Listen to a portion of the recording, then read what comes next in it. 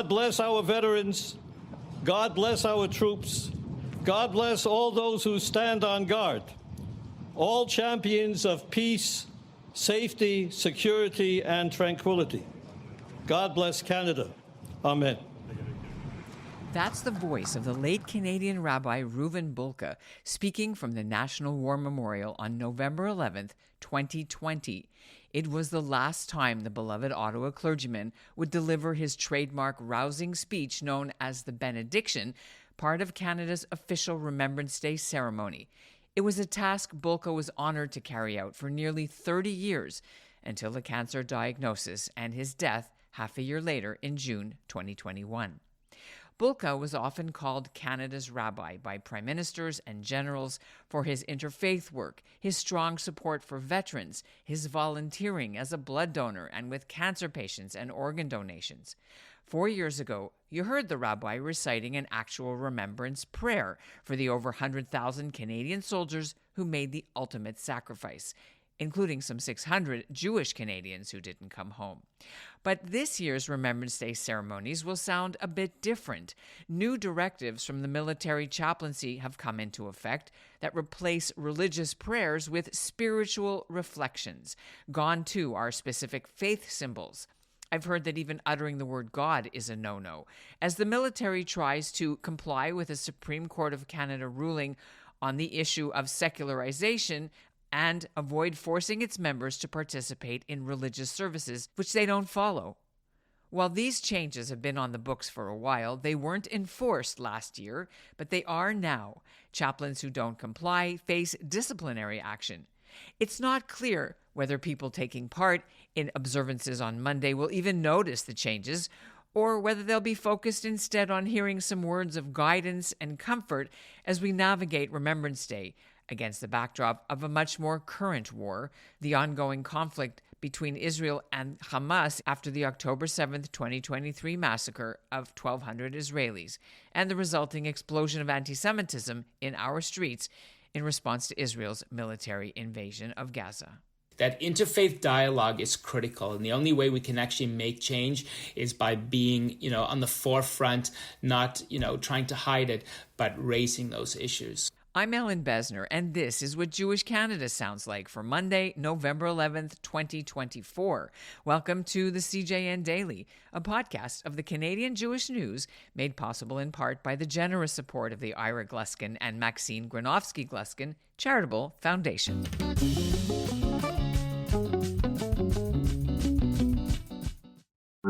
This is an audition to be a cantor. But I don't want to be a cantor. I wasn't raised with any religion. You're Jewish, though. The heartbeat of community. I welcome Sam into my community by first taking his foreskin and next showing him the beautiful Twister bagel. Culturally Jewish is the only podcast covering the weird, wide world of independent Canadian Jewish art. Listen to Culturally Jewish at the cjn.ca/culture or wherever you get your podcasts. As some of you may know, the Remembrance Day tradition has been very close to my heart, especially honoring the contributions of Canada's Jewish soldiers, over 20,000 who served in the First and Second World Wars, including 9 members of my extended family who joined up in World War II, and 1 was killed. Last year, Remembrance Day came just weeks after the October 7th Hamas massacre, but because it fell on a Saturday, which is the Jewish Sabbath, Rabbi Idan Sher, Bulka's successor, couldn't even take part. This Monday, though, Sher will take center stage, although he wasn't giving sneak peeks of his message. On today's episode, he joins me along with 2 other leaders who remember Bulka fondly, Captain Rabbi Arnold Noteg-Logauer, a Jewish military chaplain serving at CFB Petawawa, and John Mitzmacher, the principal at Ottawa's Community Jewish School, who's overseeing a new curriculum unit honoring Bulka's legacy of kindness. Good morning, everyone. It's good to see everybody. I guess I'll start with you, John. We're so interested to hear about this amazing ceremony that happened recently at the Beechwood Military Cemetery in honor of Rabbi Bulka. Wasn't this supposed to happen a year ago? So yes, this was already years in the planning, and unfortunately the events of October 7th got in the way of our ability to actually go out and commemorate the event as we had originally planned. So this was delayed, but still an incredibly meaningful day for our school. Can you walk us through the reason for this ceremony, how it all came about? Sure. So I've been in this community now for almost 8 years, which means I was lucky enough to catch some of Rabbi Bulka and had a chance to meet him and work with him, not as closely as perhaps I would have liked. I did have the opportunity. And after he passed, our school, like a lot of institutions in Ottawa, thought deeply about what would be the best way to try to commemorate who he was, what he stood for, and how to sort of memorialize his legacy in the life of our school. And after lots of conversation, including with Rabbi Sher and Maksiki Hadas, including with members of Rabbi Bulka's family, we decided that the truest way for us to commemorate his legacy was through kindness. That was really at the core of his rabbinate, and aligned with work we had been doing in our school already.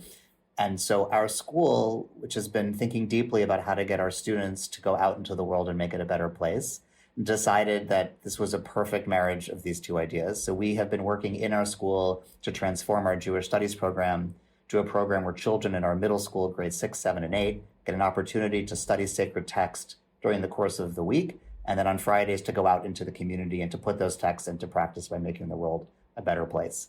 And what better program to attach Rabbi Bulka's name to? And so we decided, with the family's permission, that we would name this program the Rabbi Bulka Kindness Project. And once that had happened, then the question became, what was the best way to publicly announce this naming? And because of all of the work Rabbi Bulka had done in military chaplaincy, we thought, again, what a better way to celebrate his legacy than to build a relationship with Beechwood Cemetery, to use this as an opportunity to dedicate a Vimy oak in Rabbi Bulka's name, and use that as the opportunity to announce to our community the birth of this new project. And even though the project had to launch before the dedication because of the delay, we finally had the opportunity to close the loop with this beautiful ceremony last week. So in other words, they study Torah and then they do what? They volunteer and do community service. So if they're studying about the ethical treatment of animals, they might volunteer in an animal shelter. If they're learning about our responsibility towards those who are hungry, they'll volunteer at a food bank. We'll do this both in Jewish institutions and in secular institutions. We're trying to raise students who are both committed Jewishly and committed civically to our larger Ottawa community. It's the full middle school, so it's about 55, 60 students. And we do our best to hit the mark each and every week. I am aware, of course, we've covered Kindness Week, the Kindness Project. Rabbi Sher, you and your community have been doing this in his name for several years since his passing. Even the Kindness Week from the Canadian government passed it, right, in February each year. How does this new thing fit in? I think that this is of such beautiful significance. You know, this is really doing is it's concretizing Rabbi Bulka's legacy on a very regular basis. So yes, there is Kindness Week, but what this is really doing is every couple of weeks in, every couple of weeks out, we have the students of a school that was so precious to Rabbi Bulka continuing that legacy on that very regular basis. I don't think there's anything like that has existed before. And as far as the plaque that was fixed in a military cemetery, Beechwood Military Cemetery, can anyone explain to me if there's a Jewish portion or Jewish people buried in this cemetery, and why you would use that and not, say, I don't know, the Jewish cemetery in Ottawa? So for us, this was about acknowledging how committed he was to his work in the military chaplaincy. And there are obviously Jewish soldiers who are buried at Beechwood along with people from all different faith traditions. And so for us, this was a logical connecting point, and many Canadians are familiar with Rabbi Bulka's, annual giving of a Remembrance Day address, which we included portions of his last address in our ceremony at Beechwood. And so for those reasons, we felt that this was an appropriate bringing together aspects of Rabbi Bulka's rabbinate. Maybe I can elaborate when we talk about Rabbi Bulka's connection with the chaplaincy. Rabbi Bulka held a very important position, which is part of the ICCMC, which is the Interfaith Committee on Canadian Military Chaplaincy. And his role was to ensure that there was Jewish representation on this critical committee. Every spirituality or faith in the Canadian Armed Forces has to have some type of representation by some chair member on that committee. And Rabbi Bulka was instrumental in ensuring that, there was this support for the spiritual needs of Jewish military personnel. And, I met Rabbi Bulka in 2017 when I made the application, and we had a lot of engagement, some pretty critical questions. And when I had two very important incidents that happened within the Canadian Armed Forces, Rabbi Bulka said, okay, so I'm going to come and visit you, and actually came and spent a week with me at one of my bases in Winnipeg. But maybe that leads a little bit into, his position and why he was chosen to be able to offer that benediction way back in 1991. His granddaughter wrote the biography, and I read it. There was another rabbi who was doing the benediction before. So the rabbi retired, and apparently Rabbi Bulka was the only Canadian citizen rabbi in the city at the time. Others were Americans or whatever that had the pulpits, but they weren't citizens of Canada. So they asked him, the Legion asked him, and he, of course, did it. Part of his Viktor Frankl live life with purpose and meaning. And also, from what I understand, his son Ephraim died at the age of 2 months old on November 11th, which is another connection. And plus, Rabbi Bulka was born on D-Day, June 6, 1944. So, all of these things probably weighed into why he did it. Speaking about Remembrance Day, he did it for 30 years. And then the torch was passed to you after he passed away, Rabbi Sher. This year was the first year you're able to do it in person after October 7th, because last year it was on a Shabbos, right? And if I remember, you weren't able to participate. I'm bringing these up because you made some quite important statements in the media recently about you're not sure when it's time for Jews to pack their suitcases in Canada. And I want to ask you, dealing with October 7th, and I'm going to open it up to John as well, because your school had bomb scares. So Jews in Canada have a long history of military service, duty to the country. How do you think Rabbi Bulka would tell us what to do now? How do we as Jews handle what's been thrown at us here in Canada now?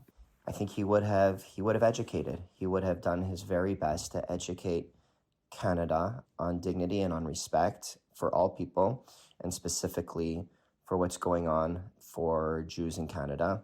He would have done that through interviews. He would have done that through going to schools. He would have done that through writing op-eds. When it came to the Jews of the former Soviet Union, he was one of the most vocal advocates. He would lead marches on the Hill on a very regular basis. So perhaps the rallies that we've had and those types of events, kind of right up his alley. I could almost envision him speaking and really inspiring and uplifting the crowds at these rallies. That's kind of one of the pictures that I go to anytime we have one of these rallies on the Hill or at City Hall and the like, is just imagining Rabbi Bulka and what he would have said and what he would have shared to have made an effective difference. And if I can add, from a military standpoint, with the connections that Rabbi Bulka maintained throughout his lifetime, it was about strengthening the alliances through education, that interfaith connection, advocating through the alliances that he'd spent so much time developing. John, do you want to add, from an education point of view, it's been tough for your school. You had security issues, you have threats. It's certainly been a challenge. I think that he would have been, first of all, I think he would have been a source of strength and comfort for families, especially those families who may feel a little nervous having their children in explicitly Jewish spaces these days.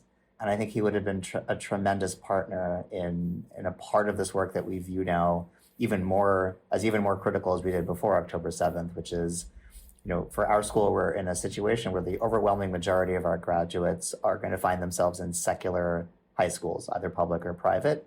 And that comes now, unfortunately, with a lot of extra responsibility for both knowing who they are Jewishly and also being advocates for Israel and being comfortable being in environments where they may experience things or hear things about Israel that they may not be prepared for. And so that whole process of how do we strengthen and prepare students and families for what they are going to experience out in the wider world is a place where I could imagine Rabbi Bolka being a tremendous source of wisdom and strength for our school and its community.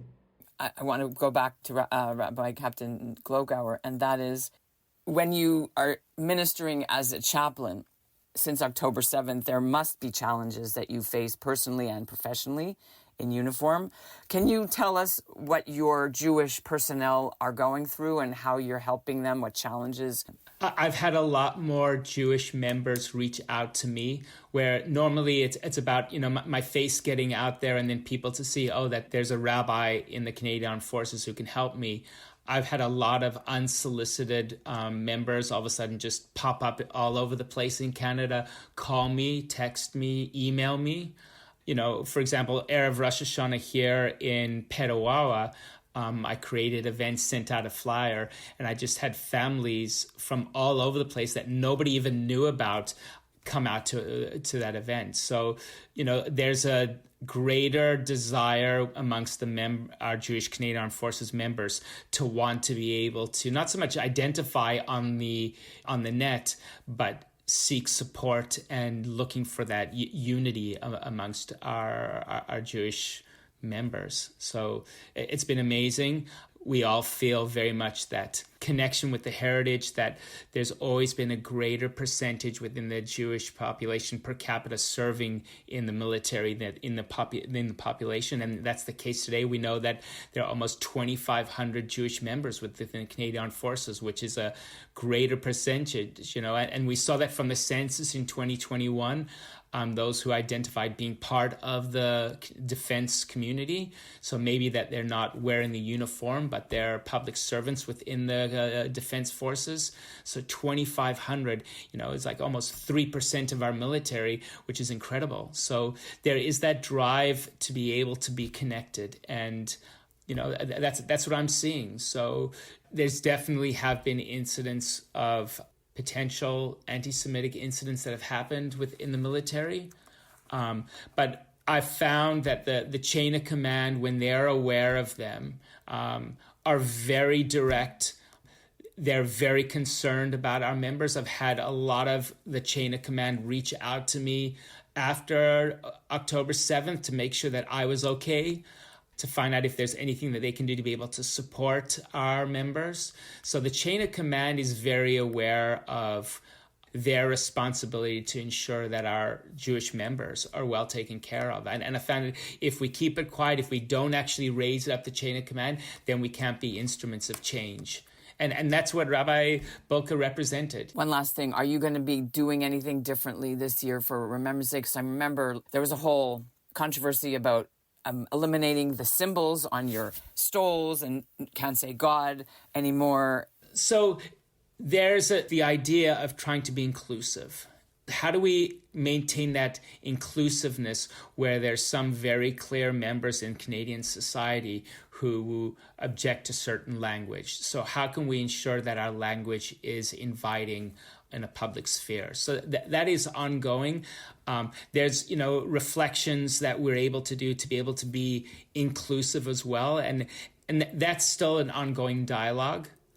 So it hasn't been 100% clear, but the Chaplain General made a very clear statement on how we're going to continue as we were before, but trying to find a road where we can be inclusive. And that's what Rabbi Bolka was all about, that inclusivity and we heard that in his Remembrance Day benedictions, that there's a way to be able to unite our country.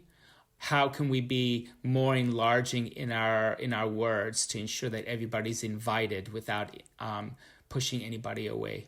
The ICCMC, which is, where Rabbi Bolka sat on for many, many years, they have a working group right now that's creating clear parameters around that. But for the time being, it's still certainly on each and every chaplain to find the words that they would find appropriate, but without they definitely have the ability to share a prayer for sure.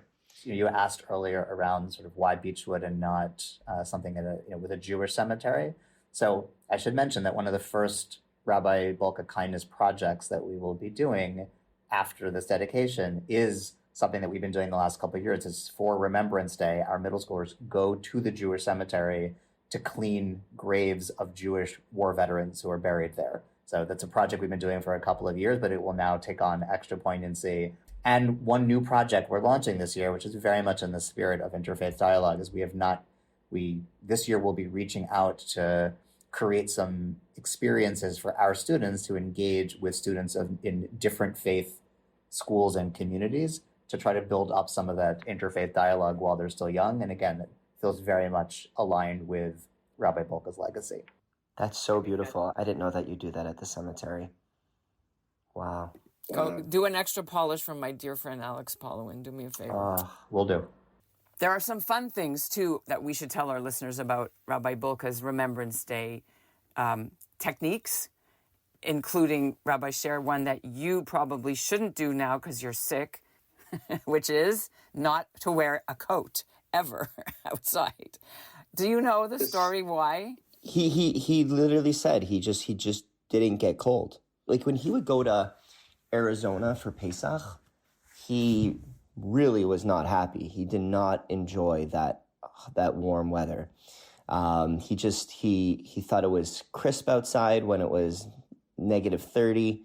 He just didn't get cold. That's really what it was. That's one of the things I picked up on Rabbi Bulka after moving here, and especially having come here from Florida. I've tried to emulate that. In my house, anytime you go out without a jacket on, we actually call it in my house. It's pulling a Rabbi Bulka when you go out without a coat. I tried. My goal for this ceremony was to try to emulate that, and it was just, I couldn't pull it off. He also did say, to be fair, that the veterans and the soldiers that were on parade were not allowed to wear a coat at Remembrance Day. Therefore, he was not going to. All right. Thank you all so much for being on the CJN Daily. It was an honor. Thank you, Ellen. Thank you. Much. Bye. And that's what Jewish Canada sounds like for this episode of the CJN Daily, made possible in part thanks to the generous support of the Ira Gluskin and Maxine Granovsky Gluskin Charitable Foundation. Now, Rabbi Bulka was one of the Jewish leaders who helped me with my research for my book, Double Threat, Canadian Jews, the Military, and World War II, that was published by the U of T Press before the pandemic. It includes a chapter on the wartime Jewish chaplains, including some who accompanied the men overseas, like Rabbis David Monson, Jacob Eisen, Isaac Rose, and Samuel Cass. They presided over Jewish weddings and often Jewish battlefield funerals. They forced the army to let Jewish soldiers have their own religious services rather than having to attend church parade or be punished with kitchen duty if they refuse.